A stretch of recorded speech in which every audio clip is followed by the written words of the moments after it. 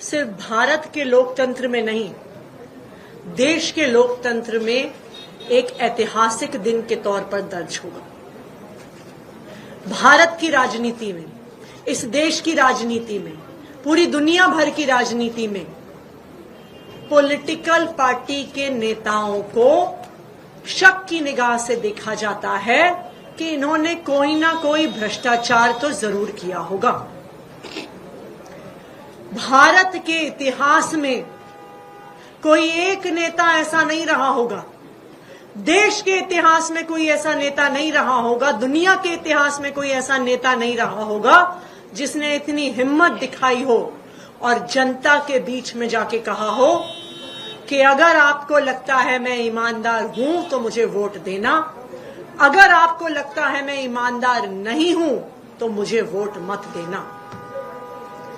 अरविंद केजरीवाल जी की इस घोषणा को समझने के लिए अरविंद केजरीवाल द पर्सन, अरविंद केजरीवाल जो व्यक्ति हैं उनको समझना पड़ेगा।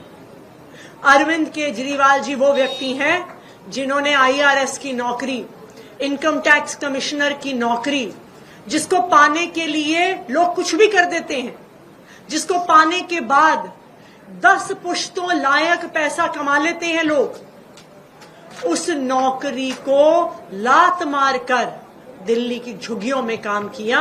ये आदमी है अरविंद केजरीवाल जी।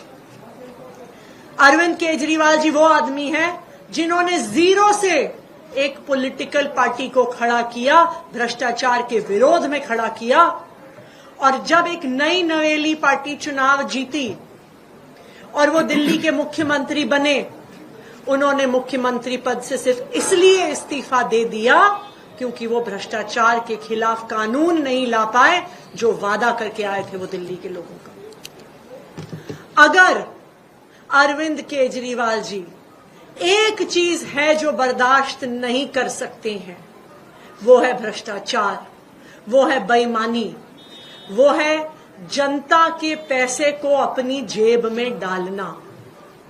जब ऐसे व्यक्ति पर भ्रष्टाचार का आरोप लगता है तो सोचिए उस व्यक्ति पर क्या बीतती है, सोचिए उस व्यक्ति को नींद कैसे आती होगी ये सोचकर कि शायद दिल्ली के वो लोग जिनके लिए मैं दिन रात काम करता हूं, जिनके लिए मैं सुबह से लेकर रात काम करता हूं, स्कूल ठीक करता हूं, अस्पताल ठीक करता हूं, जिनको मैं मुनाफे का बजट देता हूं, जिनको मैं तीर्थ यात्रा करवाता हूं, शायद कोई ऐसे लोग हों जो सोच रहे हो कि अरविंद केजरीवाल बदल गया है, जो सोच रहे हो कि शायद अरविंद केजरीवाल ने भ्रष्टाचार कर लिया। और आज अरविंद केजरीवाल जी के इस्तीफे का फैसला उस दर्द से आया है कि कहीं कोई ऐसा दिल्ली वाला ना हो जो सोच रहा हो कि मैं भ्रष्टाचारी हूं, जो सोच रहा हो कि मैंने जनता का पैसा खाया है। अरविंद केजरीवाल को पिछले 2 साल से भारतीय जनता पार्टी की केंद्र सरकार प्रताड़ित कर रही है। एक के बाद एक केस, एक के बाद एक झूठे आरोप, कभी एक नेता को गिरफ्तार करते हैं, कभी दूसरे नेता को गिरफ्तार करते हैं, कभी एक झूठा आरोप लगा के बदनाम करते हैं, कभी दूसरा झूठा आरोप लगा के बदनाम करते हैं। पिछले 2 साल में हजारों रेड हो गई, पिछले 2 साल में सैकड़ों CBI और ED के अफसर लग गए, लेकिन पिछले 2 साल में वो आम आदमी पार्टी के किसी भी नेता से भ्रष्टाचार का 1 रुपया भी बरामद नहीं कर पाए। ये है आम आदमी पार्टी की ईमानदारी, ये है अरविंद केजरीवाल जी की ईमानदारी। अब उस ईमानदारी पे ठप्पा सुप्रीम कोर्ट ने भी लगा दिया। सुप्रीम कोर्ट ने ना सिर्फ आम आदमी पार्टी के सभी नेताओं को जमानत दी, सुप्रीम कोर्ट ने ना सिर्फ अरविंद केजरीवाल जी को जमानत दी, सुप्रीम कोर्ट ने भारतीय जनता पार्टी की केंद्र सरकार और उनकी एजेंसीज के मुंह पे तमाचा मारा और तमाचा मार के कहा कि ये जो एजेंसीज हैं ये एक पिंजरे में बंद तोते की तरह हैं जो सिर्फ अपनी मालिक की आवाज में बोल रही हैं। सुप्रीम कोर्ट ने तमाचा मारा केंद्र सरकार की एजेंसीज को और कहा कि अरविंद केजरीवाल की गिरफ्तारी सिर्फ एक दुर्भावना से हुई है, उनको जेल में रखने की दुर्भावना से हुई है। सुप्रीम कोर्ट ने तमाचा मारा ये कह के कि केंद्र सरकार की एजेंसीज को स्वतंत्र होना पड़ेगा, उनको इंडिपेंडेंट होना पड़ेगा, उनके इन्वेस्टिगेशन को अबव बोर्ड होना पड़ेगा। ये आम आदमी पार्टी नहीं कह रही है, ये सुप्रीम कोर्ट ने कहा है। लेकिन अरविंद केजरीवाल जी के लिए सिर्फ सुप्रीम कोर्ट के शब्द काफी नहीं है। उन्होंने अपनी जिंदगी लगाई है दिल्ली के लोगों की सेवा करने के लिए, दिल्ली की जनता की सेवा करने के लिए, और वो तब तक चैन से नहीं बैठ सकते, वो तब तक मुख्यमंत्री नहीं बन सकते जब तक उनको भरोसा ना हो जाए कि दिल्ली की जनता उनकी ईमानदारी पर भरोसा करती है, दिल्ली की जनता उनको ईमानदार मानती है। और इसीलिए अरविंद केजरीवाल जी ने यह फैसला किया है कि जब तक दिल्ली की जनता उनकी ईमानदारी पर भरोसा नहीं दिखा देती, जब तक उनकी ईमानदारी पे जनादेश नहीं देती है, वो मुख्यमंत्री की कुर्सी पे नहीं बैठेंगे। मुझे लगता है कि इस कीचड़ भरी राजनीति में शायद ही कोई ऐसा व्यक्ति आया होगा अरविंद केजरीवाल जी की तरह, जिन्होंने कहा है कि मैं करूंगा ईमानदारी की राजनीति। तुम मुझ पर कितने भी झूठे आरोप लगाओ, तुम मुझे कितना भी कीचड़ उछालो, मैं साफ सुथरी राजनीति करूंगा और खुद साफ सुथरी राजनीति करके मैं देश की राजनीति बदलूंगा। और इसी के साथ हमने मांग करी है कि दिल्ली में जल्द चुनाव करवाए जाएं। नवंबर में महाराष्ट्र में चुनाव होने हैं, उसी के साथ साथ दिल्ली में भी चुनाव करवाए जाएं और इस चुनाव में दिल्ली की जनता अपना जनादेश देगी, अपने बेटे, अपने भाई अरविंद केजरीवाल पर जनादेश देगी, उनकी ईमानदारी पे जनादेश देगी, जो उनका अरविंद केजरीवाल जी पर भरोसा है उसका जनादेश देगी। तो हम ये चाहते हैं कि दिल्ली में जल्द से जल्द चुनाव करवाए जाएं, कि दिल्ली की जनता भी अरविंद केजरीवाल जी की ईमानदारी पर अपना जनादेश दे सके। ये क्लियर कर दीजिए कि अरविंद जी जब जनता के बीच में जाएंगे तो कोई लोकेशन आइडेंटिफाई है कि कहाँ जाएंगे, किन लोगों से बात करेंगे? अरविंद केजरीवाल जी पूरी दिल्ली में जाएंगे और दिल्ली के लोगों से संवाद करेंगे। सवाल है बीजेपी के हवाले से, ये नेचुरली सवाल उठ रहे हैं कि पहला वो ये कह रहे हैं कि आप लोग असेंबली डिसॉल्व क्यों नहीं कर देते हैं अगर आपको अगली चुनाव चाहिए, और दूसरा ये भी सवाल उठाया जा रहा है कि क्या मुख्यमंत्री अपना आवास खाली करेंगे अगर वो पद से उतर रहे हैं तो? देखिए, सबसे पहली बात यह है कि दिल्ली में चुनाव आज के दिन करवाने के लिए असेंबली डिसॉल्व करने की जरूरत नहीं है।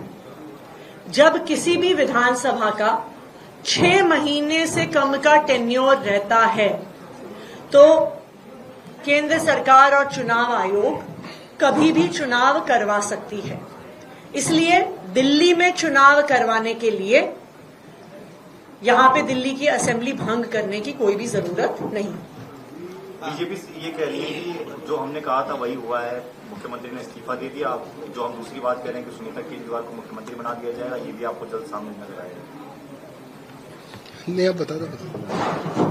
देखिए, भारतीय जनता पार्टी वाले परेशान हैं। वो एक्चुअली 2 साल से परेशान है। वो परेशान तब से हैं जब से उन्होंने आम आदमी पार्टी को तोड़ने की कोशिश करी, विधायकों को डराने धमकाने की कोशिश करी, करोड़ों रुपए के ऑफर देने की कोशिश करी, लेकिन दिल्ली की सरकार नहीं गिरा पाए। वो परेशान तब से हैं जब से उन्होंने आम आदमी पार्टी के नेताओं के घर पे रेड करनी शुरू करी। कभी घर पे रेड करी, कभी ऑफिस पे रेड करी, कभी लॉकर में रेड करी, कभी पैतृक गांव में रेड करी। और इतनी रेड करने के बाद भी उन्हें एक चवन्नी की भी रिकवरी नहीं हुई, तो वो तब से परेशान है। फिर वो इस बात से परेशान है कि उन्होंने भारतीय जनता पार्टी और उनकी एजेंसीज ने आम आदमी पार्टी के सभी नेताओं को जेल में डाल दिया।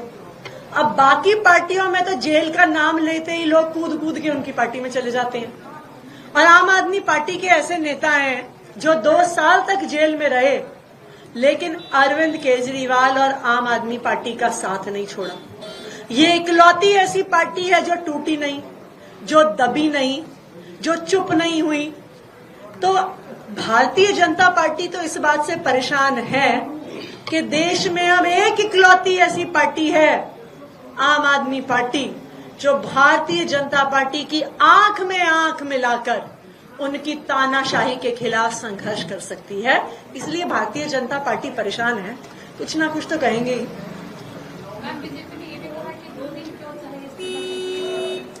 उसका तो सिंपल सा रीजन है, आज संडे है कल ईद और है। कल छुट्टी है ईद की, तो नेक्स्ट वर्किंग डे ट्यूसडे है, इसलिए 2 दिन का समय चाहिए। जनता, क्योंकि आप लोग सारे काम जनता से पूछ के करते हैं, जनता ही जानना चाह रही है आपकी मुख्यमंत्री दिल्ली का कौन होगा, क्योंकि आपने कहा था आपके बेटे अरविंद केजरीवाल आएंगे, वो काम कराएंगे, लेकिन अब अरविंद केजरीवाल इस्तीफा दे दिया है, तो दिल्ली का काम कौन कराएगा? फिर आप दोनों में से कोई एक कराएगा? देखिए, अभी दिल्ली की सरकार कितने दिन चलेगी ये तो इस बात पर डिपेंड करेगा कि चुनाव की घोषणा कब होती है, चुनाव किस तारीख को होंगे, ये तो चुनाव आयोग बताएगा। लेकिन दिल्ली की सरकार 1 दिन चले, 1 हफ्ते चले, 1 महीने चले चुनाव तक, आम आदमी पार्टी की सरकार दिल्ली की जनता के लिए काम करती रहेगी। आम आदमी पार्टी की सरकार दिल्ली के लोगों को 24 घंटे बिजली देती रहेगी। आम आदमी पार्टी की सरकार दिल्ली के बच्चों को अच्छी शिक्षा देती रहेगी। आम आदमी पार्टी की सरकार दिल्ली के लोगों को मोहल्ला क्लिनिक में, अस्पतालों में अच्छा इलाज देती रहेगी, बुजुर्गों को फ्री तीर्थ यात्रा करवाती रहेगी और महिलाओं को फ्री बस यात्रा करवाती रहेगी। हरियाणा में भी आप लोग चुनाव लड़ रहे हैं। अनिल विज ने एक बड़ा बयान दिया है कि मैं दावेदार हूं सीएम का और जीत कर आऊंगा तो अपनी प्रबल दावेदारी भी कहूंगा। खुद को सीएम मानना चाहते हैं, तो बीजेपी में इस तरीके की लड़ाइयां शुरू हो गई है कि मैं खुद सीएम बनूंगा। इस पर आप लोग को क्या कहना है? देखिए, इस पर हमें कुछ कहने की जरूरत नहीं है, हरियाणा की जनता ही इस पर जवाब देगी।